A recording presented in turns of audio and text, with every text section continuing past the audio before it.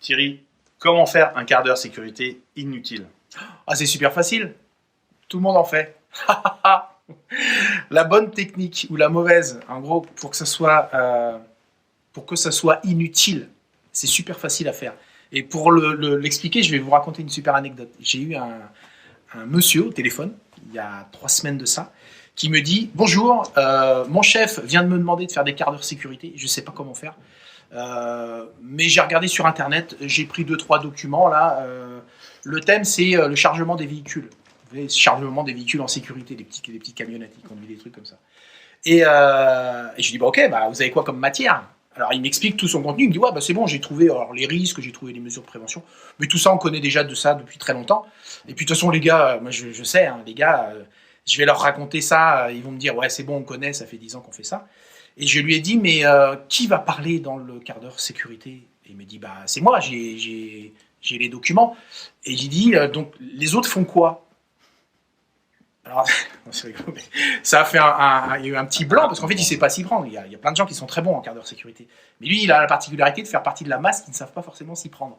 Et donc, il me dit, ils vont... De toute façon, ils connaissent, donc ils vont encore me dire, c'est bon, on sait. Je vais leur lire.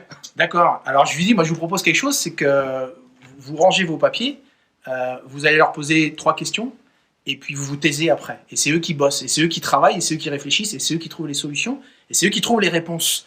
Et ça, vous faites ça debout, et vous faites ça dans l'endroit où il y a les camions. Même le camion grand ouvert, et vous le faites carrément assis dedans, ou au contact du risque.